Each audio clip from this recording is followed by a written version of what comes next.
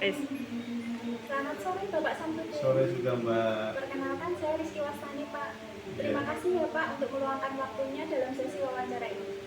Ya, Saya Mbak. ingin menggali lebih dalam untuk pemikiran dan pendapat Bapak mengenai fenomena side job menjadi driver ojek online untuk memenuhi kebutuhan keluarga. Iya. Yang pastinya sangat relevan ya Pak Iya ya. Mbak. Iya Mbak. Iya. Sebelum kita mulai aktivitas ini, saya mohon izin untuk perekaman ya Iya, Pak. silakan Mbak. Iya.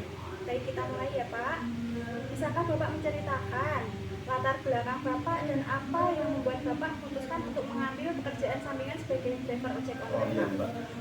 Latar belakang saya itu sebelumnya sebagai pegawai swasta di suatu perusahaan distributor di Kabupaten Semarang Mbak.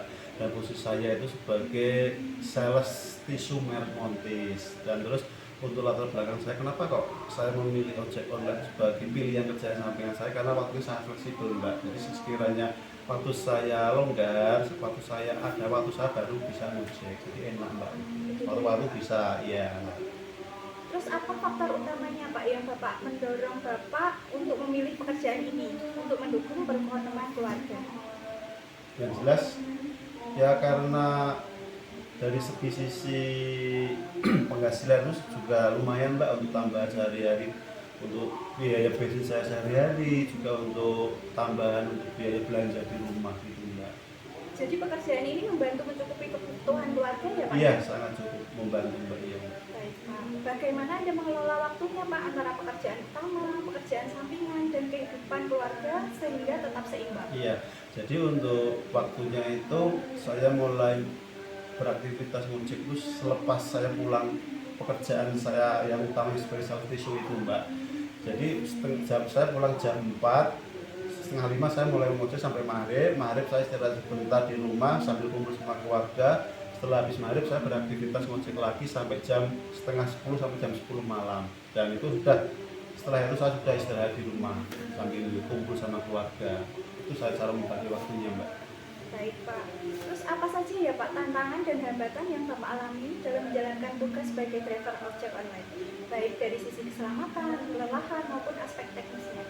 Kalau untuk keamanan itu kembali ke diri kita sendiri Mbak. Pak, saat kita mendapatkan orderan, kita mengirimkan barang atau mengantar penumpang, itu dari segi keamanan kita yang mengatur Mbak. Jadi pintar-pintarnya kita menjaga keamanan saat berkendara, itu yang faktor utama Mbak. Terus untuk yang lain-lainnya itu ya tergantung cara kita menyikapinya Mbak.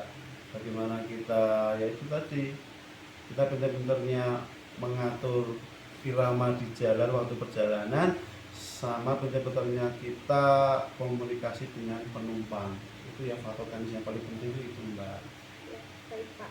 Menurut pandangan Bapak Samsudin, sejauh mana dukungan platform dari ojek online atau pihak berwenang dalam memberikan perlindungan dan fasilitas yang layak untuk para driver ojek online Pak?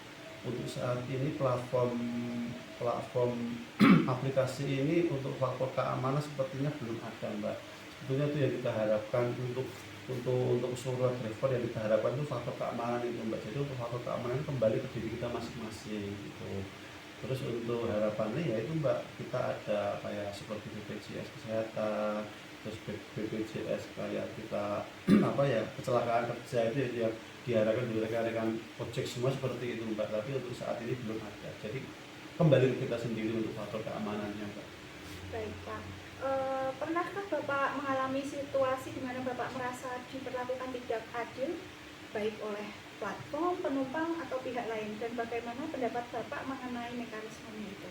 Sampai sejauh ini selama saya menjadi ojek online alhamdulillah belum ada Mbak, karena pintar-pintarnya kita menyikapi customer kita. Jadi kita tuh harus mengetahui keinginan customer kita tuh harus seperti apa pelayanannya. Jadi menurut saya ya itu Mbak, tergantung kita pintar-pintar menyikapi itu Mbak. Baik. Terkait orderan fiktif gitu Pak, sudah pernah Pak?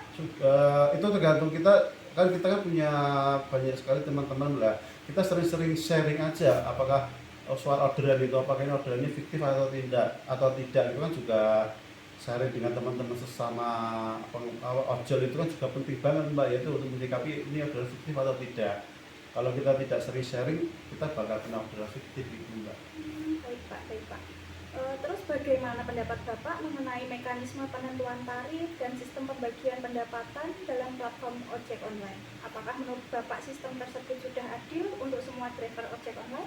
Kalau untuk Masum sendiri untuk tarif sangat murah Mbak, yaitu kemungkinan kalau dari teman-teman pengennya direvisi biar agak sesuai dengan jarak tempuhnya. Kalau untuk potongannya itu sudah cukup sih Mbak, cukup tidak bebani lah, cukup menurut saya cukup. Sampai saat ini potongannya berapa ya Pak? 10 sampai 15% dari tarifnya iya dari ya? tarifnya ya, itu tarifnya itu tergantung jauh dekatnya Mbak. Hitungannya per kilo atau Per bagaimana? kilo, Per kilometer itu ya? kurang lebih itu 2.000 Mbak per kilo. Per kilometer itu potongannya atau tarifnya? Itu tarifnya per kilo 2.000. Untuk potongannya itu keseluruhan potongan itu dari biaya itu 10 sampai 15%. Gitu. Terus apakah ada stigma atau persepsi mengenai masyarakat terkait pekerjaan ini Pak, dan bagaimana Bapak menanggapinya Pak? Ya kalau stigma dari masyarakat itu pastinya ada Mbak, yang namanya juga tukang ojek pasti ada juga yang mandang sebelah mata, ada juga yang mandang emang sangat membantu, tapi semua itu kembali ke masyarakat Mbak gitu Mbak. Kalau saya sih ya semua stigma pandangan masyarakat ya saya terima karena emang sudah resiko dari profesi tukang ojek Mbak. Menurut saya seperti itu. Dalam interaksi dengan penumpang Pak maupun sesama driver, bagaimana Bapak menerapkan prinsip kejujuran dan keadilan yang sejalan dengan etika profesional di lapangan? Kalau untuk jujur itu kita harus jujur Mbak, soalnya kadang-kadang kan untuk driver itu kita harus kadang-kadang itu harus disuruh order belanja. Nah itu emang harus untuk kedisiplinan, tepat waktu, jujuran itu emang harus diterapkan sebagai driver ojek online. Soalnya itu juga nanti menyangkut dari menyangkut dari penilaian dari konsumen. Kalau kita servis kita oke, nanti konsumen kan juga menilai kita juga bagus di aplikasi tersebut. Itu kan nanti juga berpengaruh juga di performa di rating kita sebagai pengemudi ojek itu Mbak. Oh berarti kalau gini ya Pak, kalau disuruh belanja gitu maksudnya nota langsung dari toko? Iya, dari noto, iya, dari toko, iya, benar. Baik Pak, Iya. baik Pak. Berdasarkan pengalaman pribadi nih Pak, perubahan atau perbaikan apa yang Bapak harapkan dari pihak terkait, baik dari platform maupun pemerintah untuk meningkatkan keamanan para driver dan kesejahteraannya? Ya pertama kalau dari platform sendiri itu untuk tarifnya mungkin bisa agak dinaikin sedikit ya, karena ini kan maksimal terkenal sangat murah ya Mbak ya. Jadi untuk tarifnya itu mungkin bisa dinaikkan sedikit gitu, mulai dari yang penumpang, yang delivery itu mungkin agak dinaikkan sedikit. Jadi kan biar agak terasa gitu loh untuk tarifnya. Terus untuk dari pemerintah pusat sendiri mungkin lebih memperhatikan ojek online itu dari segi itu Mbak, dari segi keamanan bisa digandeng dengan BPJS keselamatan atau BPJS tenaga kerja gitu Mbak. Jadi kan kita kan juga kerja juga, jadi dari pemerintah sendiri kan juga tidak tutup mata untuk ojek online gitu loh Mbak. Jadi dianggap sebagai karyawan juga gitu, harapannya juga seperti itu, ada kesejahteraan lah. Ada kesejahteraan Iya Pak. gitu.